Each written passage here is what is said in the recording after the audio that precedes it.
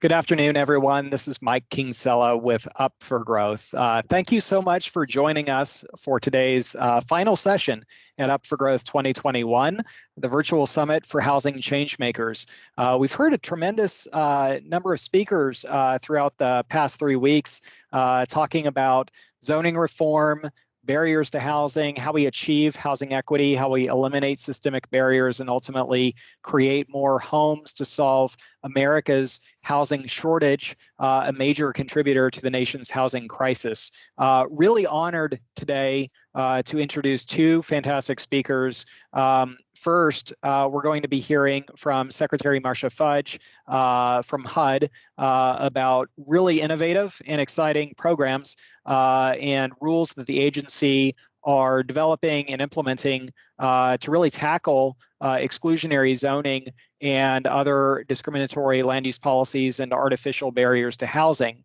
And then after a few brief remarks from Secretary Fudge, we're going to turn our attention to Jerusalem Demsas with Vox, who I will introduce shortly after Secretary Fudge's comments. But before further ado, I would love to introduce Secretary Fudge. Secretary Fudge is the 18th Secretary of the U.S. Department of Housing and Urban Development. She previously served in Congress, representing the 11th District of Ohio from 2008 until 2021, prior to her shifting over to the secretary position at HUD. She was a member of several congressional caucuses and the past chair of the Congressional Black Caucus. As a member of Congress, Secretary Fudge earned a reputation of tackling the unique challenges of her district with her congressional delegation and on a bipartisan basis across political ideologies. In 1999, Secretary Fudge was elected the first female and the first African-American mayor of Warrensville Heights, Ohio, a position she held for 2 terms. So not only does the HUD secretary understand federal legislative dynamics and an understanding of housing issues from her district, she served as mayor dealing with firsthand housing affordability issues in Warrensville Heights, Ohio. Secretary Fudge believes that our housing issues do not fit into a one-size-fits-all approach. She believes we need policies and programs that can adapt and meet a community's unique housing challenges. She is committed to making the dream of homeownership in particular and the security and wealth creation that comes with it a reality for more Americans. Under Secretary Fudge's leadership, the Department of Housing and Urban Development will work to eradicate our growing homelessness issue across the country, put an end to discriminatory practices in the housing market, and ensure that fair housing rules are doing what they are supposed to do, opening the door for families who have been systematically shut out for generations from homeownership and have a fair shot at achieving the American dream. Secretary Fudge's career in public service began in the Cuyahoga County Prosecutor's Office, rising to the rank of Director of Budget and Finance. She earned her bachelor's in business from Ohio State University and a law degree from Cleveland State University School of Law. So it's a real honor and a privilege to invite Secretary Fudge to speak to you all today. And so with that, I will turn it over to the Secretary.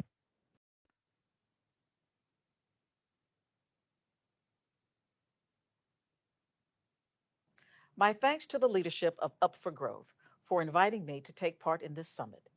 It is my pleasure to join this group of changemakers who help build affordable homes and create thriving communities. The Biden-Harris administration is proud to serve as your ally and advocate. The president has called for historic investments in America's housing through his Build Back Better agenda, investments that will transform the lives of the American people. These investments will dramatically expand our supply of affordable housing and help millions of Americans pay their rent or buy their first homes. The president's agenda will help reverse years of neglect in our communities, especially for people of color and for people of modest means. At HUD, we know housing can serve as a powerful platform for advancing equity and justice. One of the first actions we took at HUD was to restore the AFFH requirement. We are calling on every local government that accepts federal housing dollars to make concrete commitments that advance fair housing. This could entail bringing new services, such as affordable public transit, to neighborhoods that lack them. Our administration wants to further reduce exclusionary zoning practices through steps like the Unlocking Possibilities program. This initiative will incentivize communities to enact inclusive policies and create pathways for building more affordable homes.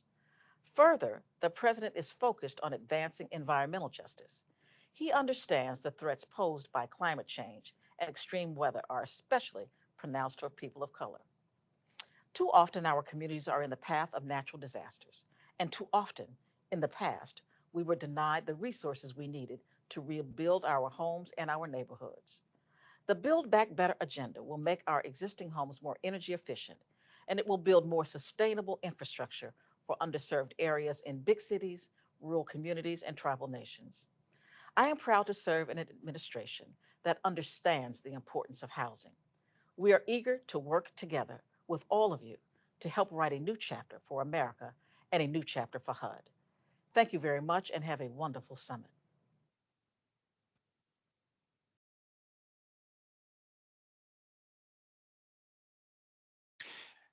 Thank you, and really excited again to introduce Jerusalem Demsas, Policy Reporter at Vox.com, where she covers housing, urban economics, and other domestic economic policy issues. While at Vox, she's published a number of pieces on exclusionary zoning and barriers to housing at the state and federal levels, policy solutions to addressing those challenges.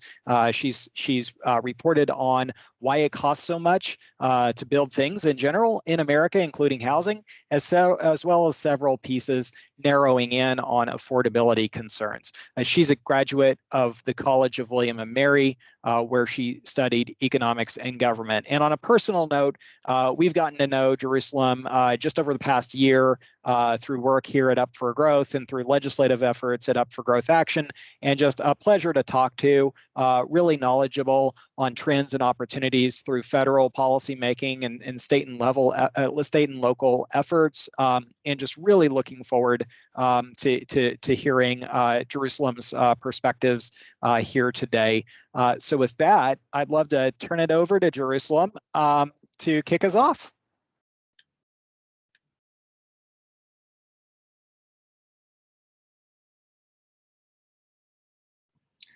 Great. Thank you so much for having me. I'm really excited to be here. I think it's such a great week that we've had of panelists and sessions going on.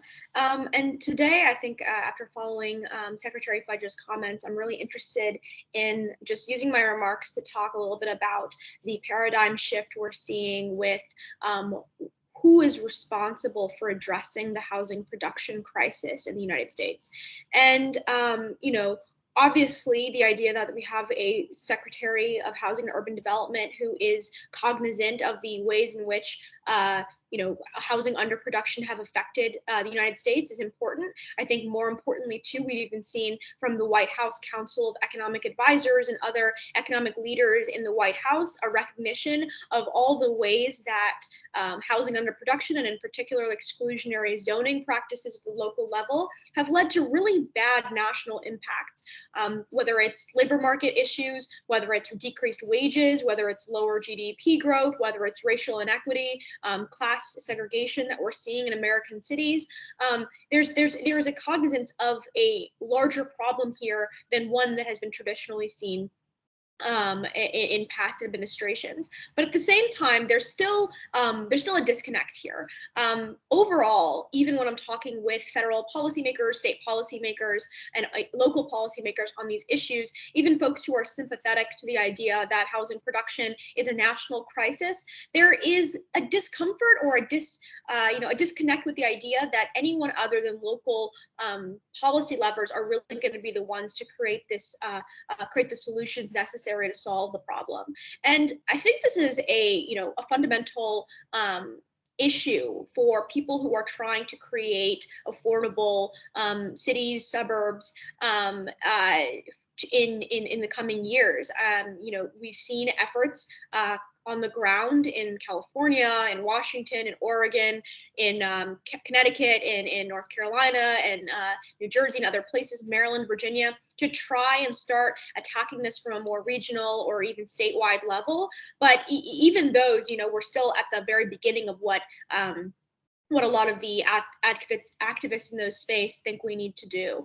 And I think there are several different places where it becomes clear that there needs to be a larger role for state and federal government in responding to these solutions and creating solutions, and as well as feeling responsible for the outcomes that we're seeing here, especially after a year where we've seen housing prices, rents really create problems for people across the entire country.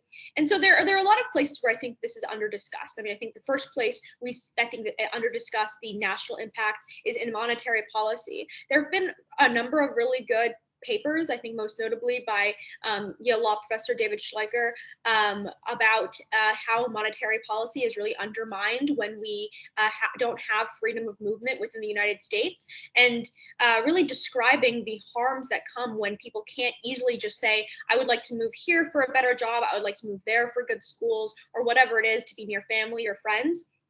And housing and local housing restrictions are really stopping that from being a problem. And the role of the Federal Reserve is something that's been more central in our national political and policy conversations. But often we don't recognize that one of the things that could end up really restricting their ability to do good monetary policy is the restrictions that we have at the local level around land use. I think the second area here is just under inflation. I think that no one in this call will be surprised to know that inflationary concerns have really stymied a lot of our political movement in DC, whether it's trying to get specific investments in infrastructure done or other types of social investments that people might think are important. There's been concern that there's just been too much spending, and that's what's leading to inflation. And of course, that's a larger debate that I'm not going to fully get into here. But I think that one of the things that gets under discussed is just how much the cost of living increase that we're worried about. Because when we're worried about inflation, it's about worry about working class and middle class Americans not being able to afford basic goods and services. And one of the things that's impossible to afford is rent and the cost of housing.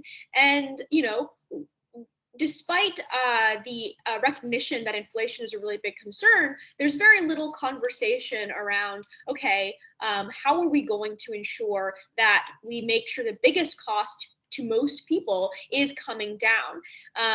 So I think that that's a place where it's under discussed as well. I think during this conference, we've talked about climate change concerns.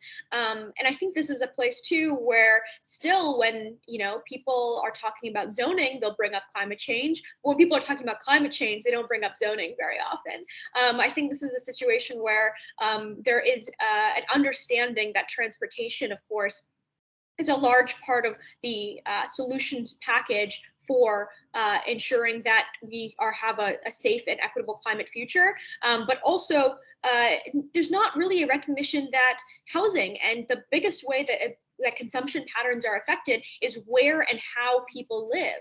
If you live in a place you live in a community that has dense housing options and you're able to live in a row house or a quadplex or whatever it is, that reduces energy costs, that increases the amount to which you have the option for really, useful transit lines. If we have more dense communities, that means bus lines, that means transit lines and train lines become more possible because there are more people to serve, there are denser corridors to actually access.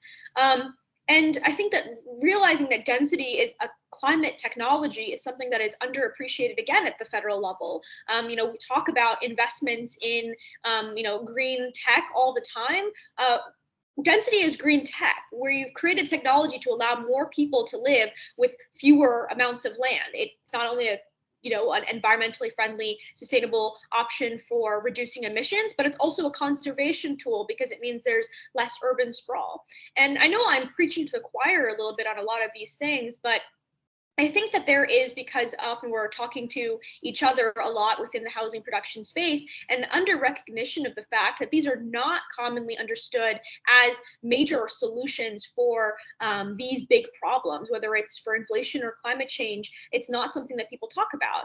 Even more so when we turn to things like racial equity. I think often people will talk, I think it's becoming more common for people to talk about housing when it comes to racial equity, but often it's in the lens only of wealth building, which of course is very important by itself. But one of the primary things that exclusionary zoning does is it restricts freedom of movement. And I think it's something that sounds super technical or like theoretical and like doesn't seem to speak to regular people's lives.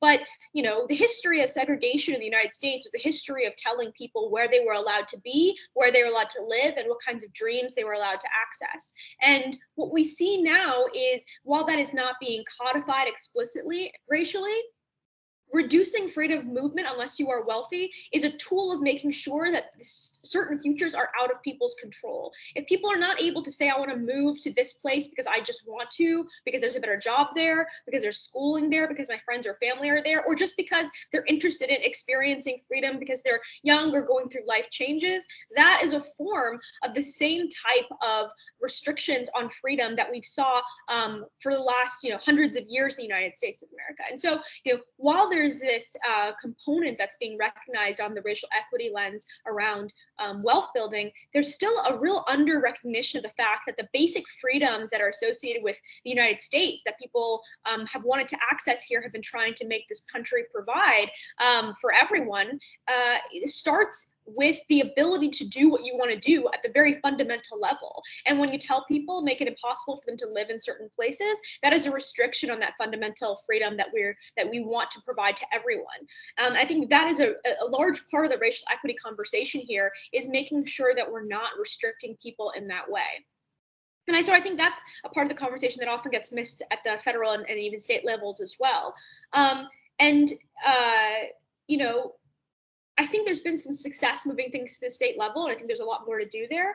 And I think the White House clearly understands this, but I think there's also a disconnect. I mean, if you look at some of the policy priorities that are put out by the Council of Economic Advisors or put out by the White House or HUD, you'll read, really great summaries of the economic and social science literature, pointing out all the costs to wages, all the costs to GDP, all the costs to racial equity, the cost to classism of these types of zoning restrictions. But then we look at what's happening in Congress on the housing side, and we see there's been a massive disconnect. Not only are we hearing reporting that the housing portion of the bill is potentially the first thing on the chopping block, even when you look at the housing production part of the housing package that's been put together by Democrats, it's extremely lackluster. It's a really great bill overall. I think it would be very important and amazing if it passed. I think it provides a lot of the necessary benefits we'd need to increase affordability, the demand side policies, like whether it's housing choice vouchers or stuff on the public housing side, capital investments that are going to make the current units that we have better and more energy efficient in a lot of ways. It's probably going to do very, very little if it passes as is for creating new units of housing. And there's only a very small portion of this bill that even tries to address zoning. It was originally supposed to be $5 billion. It's now been pushed down to $4.5 billion. And that money used to have at least a potential for some sort of incentivization. Now, if you look at the language, it's more likely just going to be used as planning grants in general. It's unclear why it would really push people to reduce exclusionary zoning laws. And, I don't think if you ask any individual person if they think it's important in either the Biden White House or even on the House or Senate Democratic side about whether exclusionary zoning is bad, that they would say, no, it's fine. But there's clearly not an understanding of the role that the federal government has to play in this. And this role comes in, not in rewriting the zoning laws themselves, but it comes in recognizing that a lot of the problems the federal government is tasked with caring about, whether it's climate change or racial equity, monetary policy, inflation, if the federal government is not serious about engaging on the issue of zoning, all of these other priorities are going to become much more difficult to solve. And I think that that's something that goes, I think markedly can still unappreciated, even as the literature, even as all the experts, the economists that they have, and a lot of the smart people and really amazing civil servants that they have currently working at HUD or different places are aware of the problem. So I think that this is one of the largest, hurdles that is going to have to be faced in order to manage housing production, is to make it clear to state governments, to regional governments, and to the federal government that there is a large role here to be played. And this isn't something about denigrating people who work in local government. I think that local government, often there's a lot of people there who recognize that there is a massive problem going on, especially when it comes to the lack of affordable housing in their communities. But I think the problem is that there is this expectation somehow that the incentives that local government officials have are to care about the day-to-day needs of their community members, to make sure that people are comfortable in their community, that there's amenities provided for them, that things are kept up well. There's no way to create the incentive, even for people who are aware of the economic literature at the local level, to say that you have to take into account the broader needs of the entire country. It doesn't make sense to say to someone who's like a local commissioner in a suburb of Washington D.C. that you're responsible also for the economic growth of Topeka. And I think that when you start realizing that it's not really about whether or not these people at the local level are better or people at the other levels of government, it's more just about which levels of government are primed to be sensitive to the needs of a broader group of people by virtue of who they're representing, by virtue of what kinds of tools they have at their disposal, and of the way that they're able to make those balancing decisions because of the constituency that they serve. And so I think that local government's going to play a large role in this. I think there's a lot of ways that this can be designed. I think that if we look at, in particular, California is attempting sort of like a melding local and state responsibility in a way to ensure that there's still local buy-in, but you have kind of goals being set at the state level and accountability being done at the state level. That's something that I think is also, obviously a very interesting way of approaching this problem. So I think that's kind of one of the big thing that I want to talk about. But I also want to talk about just the ways that not recognizing the federal implications of zoning, kludgocracy has kind of like warped our politics. So, I think one of the key things I see is during debates over canceling student debt, and there are very good reasons, or it's a whole debate around canceling student debt. This isn't about whether or not we should do that, but I think my point is when we ask people, advocates of this policy, often why they think canceling student debt is important, it's for a variety of reasons, but also in particular to increase wealth building opportunities and to reduce the cost of living for people. And I think if we really think about this, right, like if the average student loan burden on a graduate from a four-year university is about $30,000 a year. They're paying, or $30,000 total. They're paying, if you're using income-based repayment, often like a couple $100 maximum a month.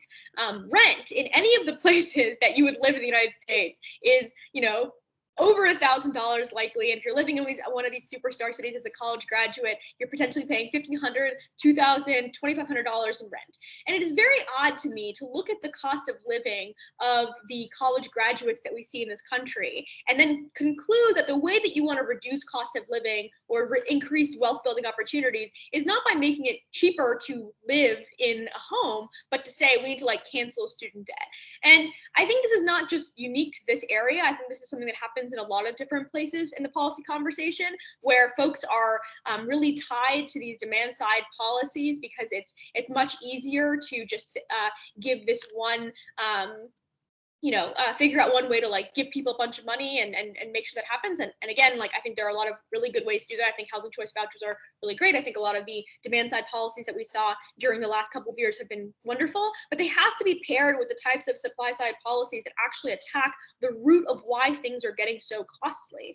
And it becomes a very warped political conversation when we can't even talk about that. And I think the second big way that this sort of failure to understand the federal and state responsibility for the housing underproduction problem is around what it does for zero-sum thinking. When we don't have any level of government stepping up and saying there is a way to make it such that more people can live in this place and it actually increases your standard of living, that leads to zero-sum thinking. When people feel like congestion is only going to get worse if more people are there, congestion, there's no way that you can actually create a city where there are more people here who can provide benefits and make it a better place to live, while not taking away from your enjoyment of it. That's something I think is a real problem, and it creates kind of like the xenophobia, whether it's like domestic xenophobia or it's actually foreign, but people don't want new people in their area. The comments about this place is too full, there's no room for people here, frustration at the idea that there are people moving here with new cars. It relies on a vision of cities and a vision of government that means that you cannot actually create a growing pot. And I think that that's really dangerous if we settle into a world where people don't believe that we can continue to grow our cities, our suburbs, our neighborhoods without taking away from the people who are already doing well there. I think that's a big problem because I think it's just fundamentally untrue.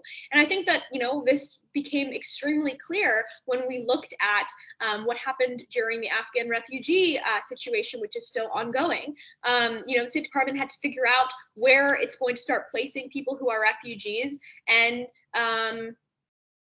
it found that there were a lot of places in the country that refugees had traditionally settled that had become unaffordable, almost primarily because of housing costs. And so this is something where I think it's really, it's really a shame, because I think a lot of these places want to be places that are welcoming to refugees. They saw these as people that they want to be helping, and it was not accessible anymore.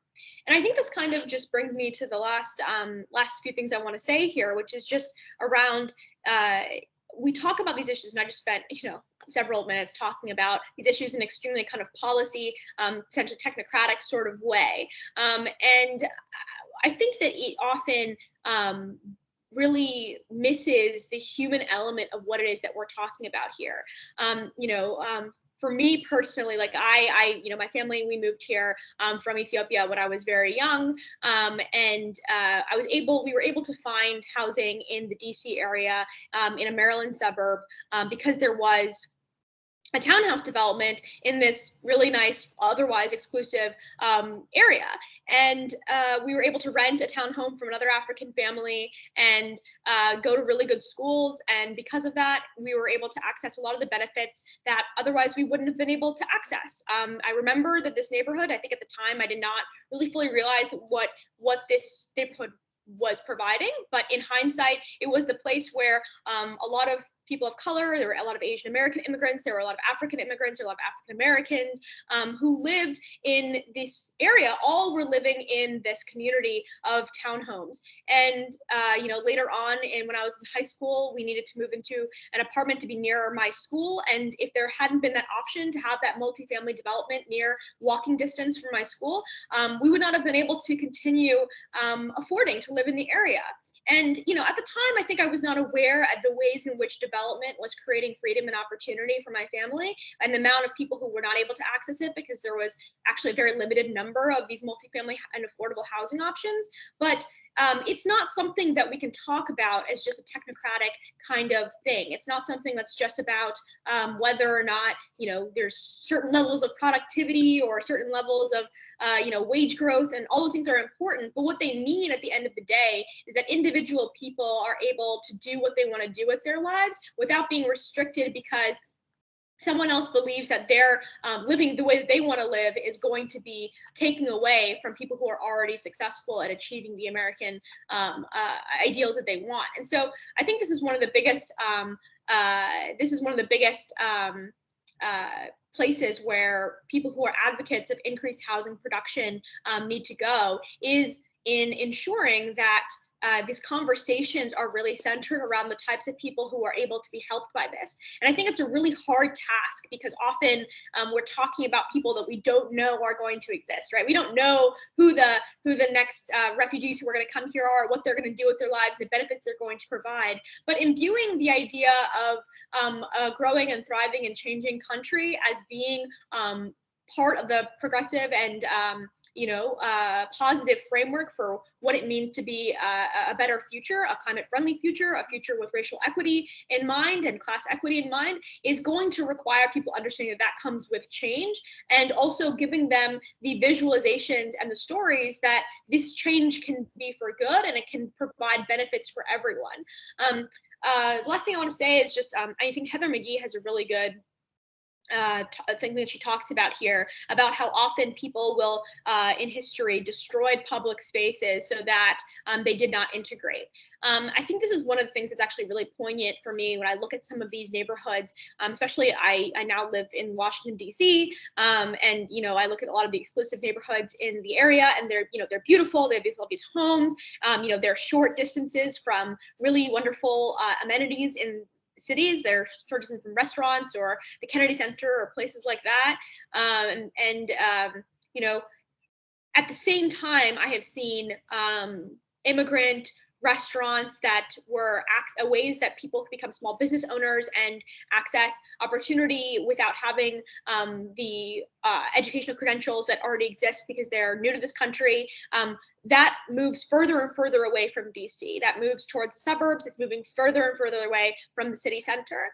And it's interesting to me that in an effort to hoard the greatness that is a city, people have actually started undermining the thing that makes cities great to begin with. And it is something that is, I think, really unfortunate that we have still failed to learn from history, is that these cities are not objects to be hoarded. They are interactions among, millions of people that provide the dynamism, that provide the, restaurants and the culture and the, diversity of experience that people really enjoy when they go to different places. And it's not something that can be hoarded. And I think that without a broader rethinking of who's responsible for fixing this problem, it's going to end up being really undermined, and we're not going to be able to see the types of diversity that provide for really great, thriving cities in the future. So anyway, with that, I'm really happy to be here. I think now I'm going to turn it to Melissa for Q&A. Great. Thank you so much, Jerusalem. That was incredible. I'm Melissa Winkler. I'm the Senior Policy Manager here at Up for Growth. Just a reminder, if anyone has questions for Jerusalem, just put them in the chat and we'll do our best to get to them.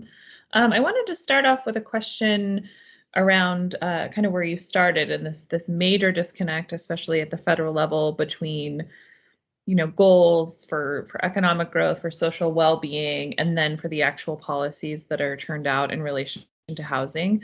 How do you think we can close that gap? Is it through increased civic engagement? Electing different people? What do you think are some ways to kind of reduce that gap? Yeah, so I think that there are a few things. One is I am not someone who has been convinced that we can, and this is going to be like kind of a mass movement of people in favor of fixing the housing supply issue. I think this is going to be something that is requiring fixing the elected officials and civil servants and making sure that everyone there is kind of aligned on these goals. So I think in doing this, I think there's already been a lot of work done. I think the fact that we're already here where we have full understanding from a Democratic administration that these policies are really harmful, exclusionary zoning policies are really harmful, is really shows how successful the movement has kind of been so far in pushing this framework. And I think this happens for a couple of reasons. One is that the economic and social science literature has just been so overwhelmingly clear as to the harm of these types of policies, and that we've been seeing these studies come out for years now, decades now, really. But what we've seen is a coalescence of economists and social scientists in the White House whose work is being promoted frequently by think tanks, by advocacy groups, and really being pushed into the center stage. So I think the big thing is like really creating a drumbeat of this research and making it very clear at every level that there's no debate about how these things are creating harms. There's some debate about obviously the best way to implement solutions, but there's no debate at all that these zoning policies are creating unbelievable suffering. And so I think that like the best thing is just to really keep pushing this this research forward to policymakers, and I think also putting pressure on federal policymakers. Because I think one of the biggest things that these policymakers really can do at the federal level is make it clear to state level officials and local officials that this is a huge national priority. And we've seen the benefits of that sort of issue campaign in the past, when we have alignment on one party's side about what the biggest issue is, there's usual conformity up and down the bench, right? So you see when Obama came into office in 2008 and there was a focus on healthcare, an overwhelming focus on healthcare, this is not something that just stayed at the federal government and everyone ignored everywhere else. We saw movement at the state house legislator levels, legislator levels, and at the local level too, to care about public health issues and care about that kind of engagement. Making sure that there is sort of a messaging structure that when President Biden or Secretary Fudge or anyone is talking to local officials, that they are underscoring that the biggest thing that they could be doing to solve the housing supply shortage is reducing these kinds of restrictions, I think is a really important step. Great, thank you. And our first audience question actually comes from Mike, who says, you mentioned that zoning reform in the Build Back Better reconciliation package doesn't go far enough. What are 3 policy interventions that you would advocate for at the federal level to push more communities to eliminate exclusionary zoning? Yeah, so I think the big thing with how the federal government can engage here is around not letting state and local governments waste federal dollars anymore if they're not going to be enacting equitable zoning reform at the local level. I think one of the clear ways, Greg Schill, who's a law professor, I believe at Iowa State University, he mentioned this the other day to me, but he basically says that like highway funding and transit funding should not be going to regions and to state and local entities that are not reforming these zoning codes. And this is for a few reasons. Firstly, it doesn't make sense for someone in, Iowa or Wisconsin or whatever to be funding the expansion of a highway in the Bay Area when they're not able to live there, when there's no houses and no rents available to them. I mean, it doesn't make sense for us to be subsidizing something that no one else can afford except for the people who are already very wealthy. So that's kind of one kind of equity argument for doing that. The second is just that, especially when we're talking about transit, right? Like if you're not doing transit-oriented development, if you're not or you don't have kind of density in mind, or equitable housing practices in mind, or you're not thinking about housing in relation to how you're doing transit, you're going to be wasting federal dollars. Like it's just not a good use of money if you're not going to be thinking about, okay, I need to make sure that this transit corridor is servicing a bunch of dense neighborhoods, that we're allowing for people to live along transit. You are undermining the climate goals and the transportation goals and the reduction of congestion goals of transit dollars. So tying those kinds of dollars to requirements that there is reform is really important. And I think that's kind of like the big thing the federal government can do. The next thing I think it can do is something that's it appears from my reporting within HUD is that they are really attempting to shift towards requiring accountability from local and state entities that get federal dollars to make a report and make clear what their zoning practices are and then enter into a process to reform them.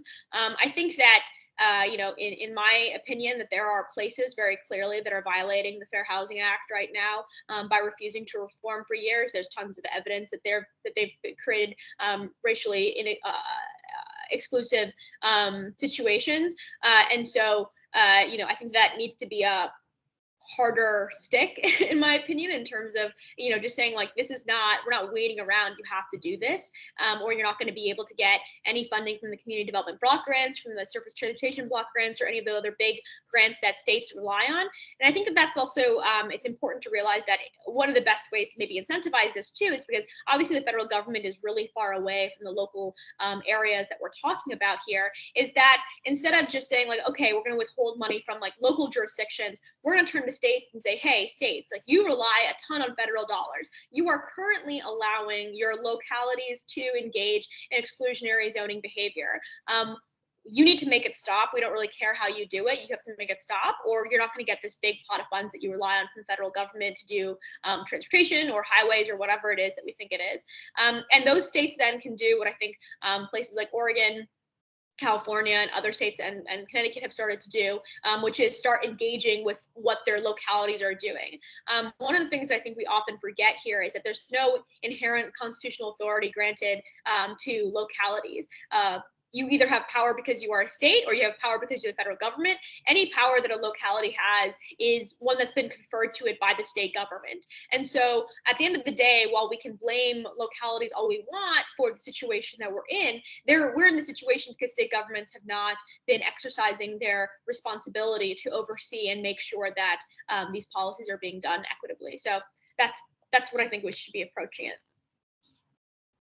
Great. Yeah, so much more of a stick than a carrot. Our next question comes from Henry Kramer, who says, what do you see as the biggest mistake that pro-housing advocates make as we work to win more equitable zoning and other related reforms? And I think on the flip side of that, what messaging have you seen that really works?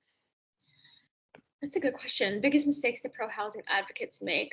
I don't think this is, I guess maybe this is not really fully answering your question. It's not really a mistake, but I think that there is sometimes in a lot of these debates at the local level, it can become an intra-left kind of debate between people who have very much the desires to have equitable outcomes on housing, on, a bunch of other progressive priorities.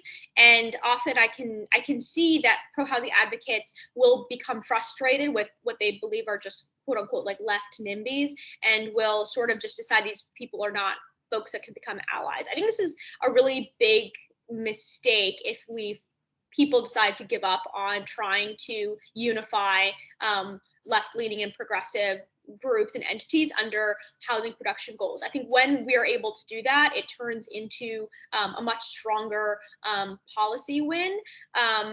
Because we've recognized that a lot of this problem is being entirely created within blue states and cities. So I think it's important that there is some sort of attempt to create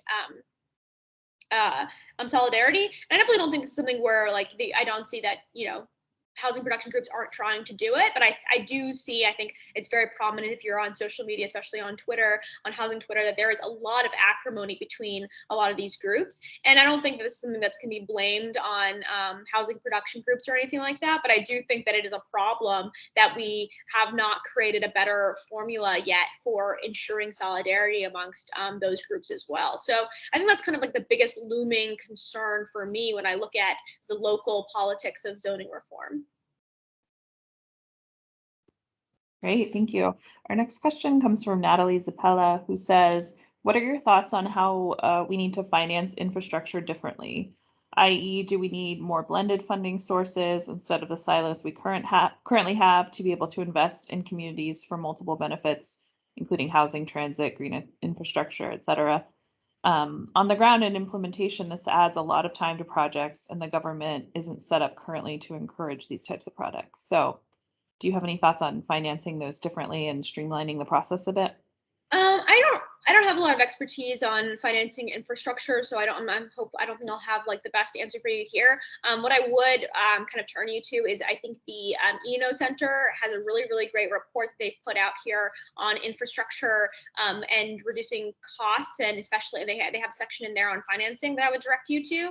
I think in general on when we're talking about financing infrastructure, I think one of the big things is that we don't have this sort of holistic viewpoint. People, I think this is common very much in Congress, is that people often just think about, you know, we need to make sure we can do X thing, like build a train. But, you know, as we all know, everyone on this call knows that community development is taking into account housing, transit, green infrastructure. It's taking into account green space, like all this kind of stuff, schools, you know, sewage, all that kind of stuff. It needs to be considered holistically, and you know, financing sources should, I think, reflect that. Great. And then our next question comes from Salim Firth, who says, great talk, Jerusalem. And then says, you talked about cities and feds. What's the role of states? What policies would you prioritize at the state level? Okay. Hi, Salim. Thank you. I think states have a really big role here to play. I think that, as I think I just mentioned, I think that the biggest way that the federal government can kind of engage on these issues is by pushing states to take ownership of the problem and to hold the localities responsible.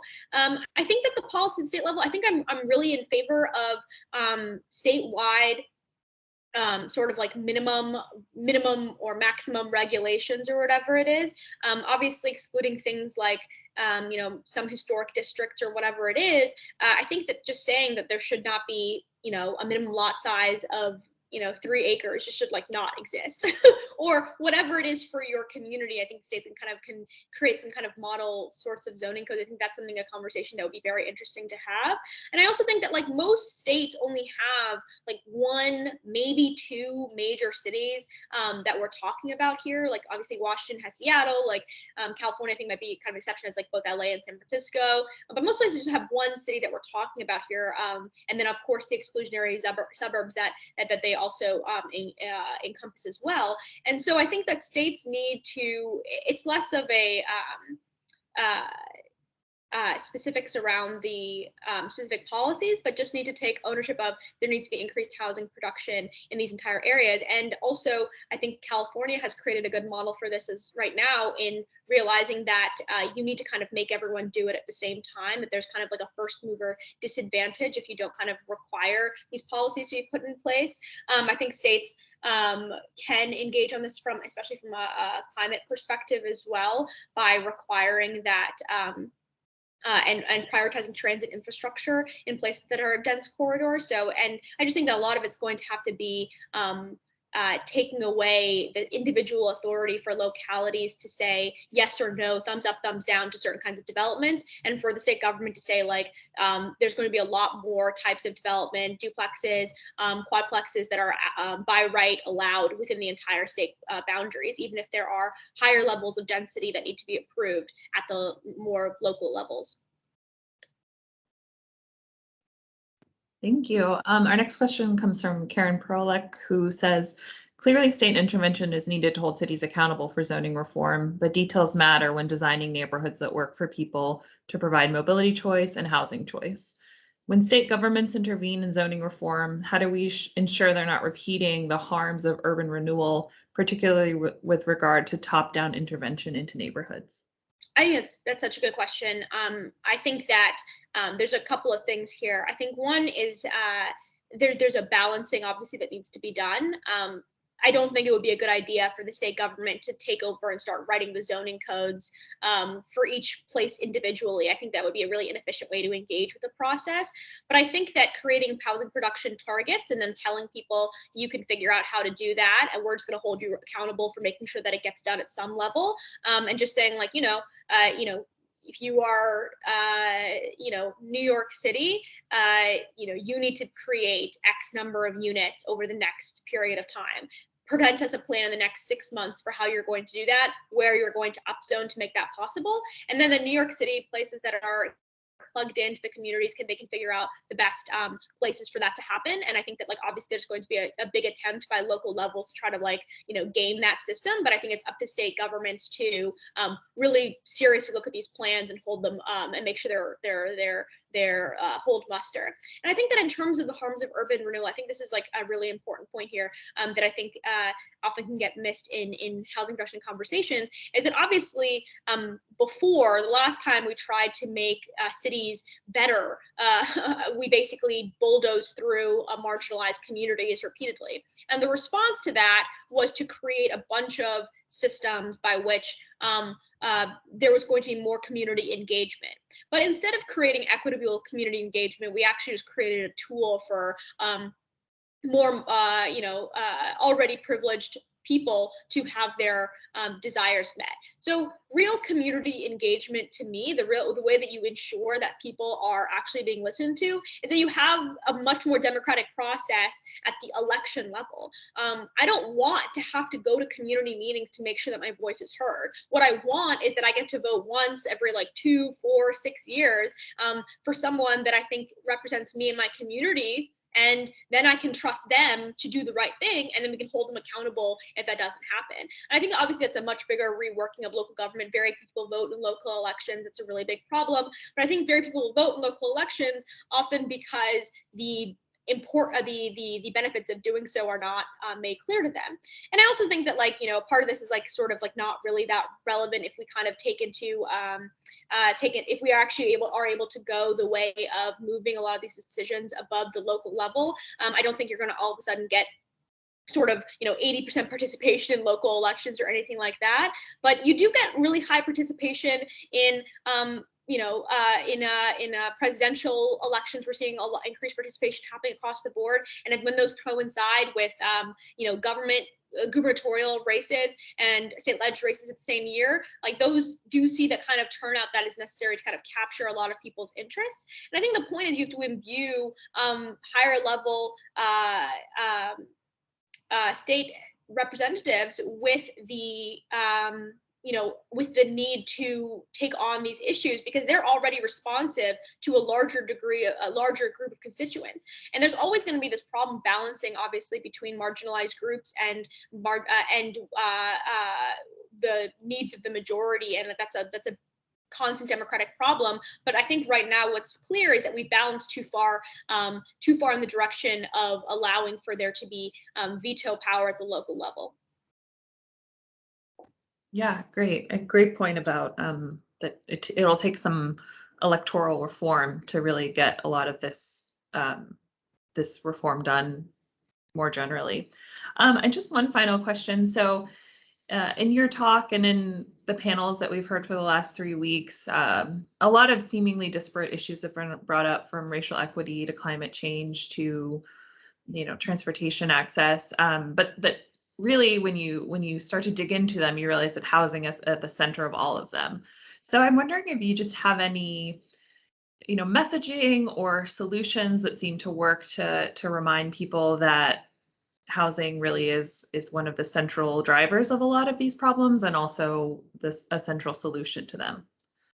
Yeah, I mean, I think that I think it really depends on who you're talking to, and I think I've made clear my position here in this talk today has just been that this is not going to be a mass movement for housing production. I think it's going to be really driven by elected officials, and to be driven by advocacy groups like this one, and a lot of the folks that are on this call, and people who are engaged in the process already, whether they're planners or nonprofit developers or whatever it is. And I think that convincing people who are already working in this space that housing is important is like not hard. I think convincing people who are at the federal level who care about things like climate change, racial equity or whatever, that housing is important is not hard. But I think that often people are just not being given the actual argument. I think we underestimate how well known it is that the way that housing intersects with all of these issues, whether it's health equity, climate equity, racial equity, whatever it is. I think that people think it's a lot more commonly understood than it is. Like I will often talk to elected officials, even in Congress, who are, leaders on and care a lot about these kinds of outcomes, who are not aware of the social science literature, the economic literature, the consensus that exists around how housing can impact these things. They just don't know the arguments. I think there's still a lot more room to be won in just exposure to these sorts of things at the federal level. And I think that, I think we're increasingly getting people in federal office who are going to be more attuned to these issues, who are taking housing seriously. I mean, I know I sort of kind of ragged on the political maneuvering that might kill the housing section of the infrastructure or the Build Back Better plan, I guess is what it's called. But at the same time, there's now been a mobilization by several House members to try to save that part of the bill. There's clearly folks that are in Congress that have been moved by, especially I think the last year, the importance of housing in this space. So I think when we're talking about the real solutions here, when it talks about convincing people at the federal and the state levels of these importance of these issues, is just like making them aware of the existing knowledge base that we have around how important housing is the first step. And then the next thing is, I think we're talking about, you're trying to convince people in your community. I think a lot of people on this call maybe are individuals who are working, trying to get housing projects passed at the local level. I think that there is an underappreciation of the fact that like most people are probably in favor of what you're doing here. They're just not in the room.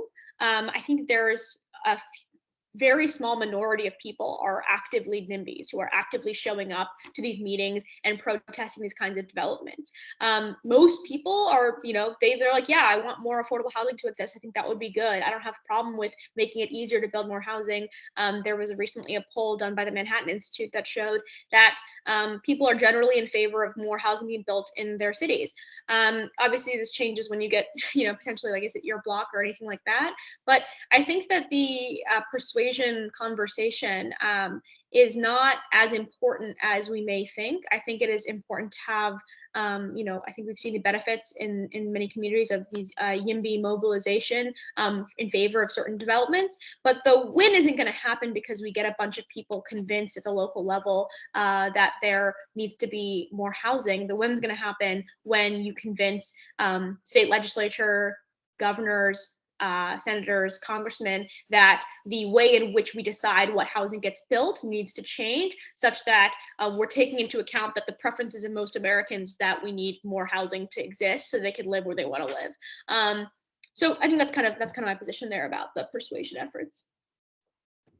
Wonderful. Thank you so much. And thank you again for joining us. This has been a wonderful session. I'd love if you have any closing remarks to just go ahead and make them, and then I think we'll kick it back to Mike Kinsella, who will close us out. But thank you again for being here. Yeah, no, thank you for having me. This has been great. I think Up for Growth is, one of the few groups that is working at the federal level to ensure that this is being taken more seriously. I think that often people will forget just how much influence, if you're in this chat, or in this talk, you are someone who has some level of power within groups of people that have access to local government institutions and state government institutions or federal institutions. Just talking more about the ways in which that housing kind of affects these issues that people already care about is, I think, really, really valuable. And I've seen it valuable in my own life. So, well, thank you for having me. Back to you, Mike. Thank you, Jerusalem. It was such a great pleasure to have you share all of these perspectives with us and very timely conversations. And again, thank you for everyone who participated today. I'm going to really wrap us up with just thank you for those of you who have been attending all of our sessions here at Up for Growth 2021. Really appreciate the engagement. And I'll just wrap with, if you are not yet a member of Up for Growth, would encourage you to get in contact with our team. As you know, and as Jerusalem shared, Up for Growth is one of the groups at the national level, really the only group that's laser focused on eliminating barriers to housing production and to solve the housing crisis. We're a national cross-sector member network that's committed to solving the shortage through data-driven research and evidence-based policy. We're producing timely research and insights on housing policy at the local, state, and federal level with our members, along with networking opportunities at events like these. And membership is really open to organizations of all sizes. So if you'd like to learn more, you can navigate to the link in the chat. And we'd love to talk with you and see if we can get you involved. Really appreciate your comments, Jerusalem. I agree with you, optimistic that it is a good sign that Congress is seeing the case and the opportunity to take on exclusionary zoning. And we're going to continue to push hard on solutions to enable communities all across the country to tackle this issue. So thank you again for joining, and we look forward to continuing the conversation.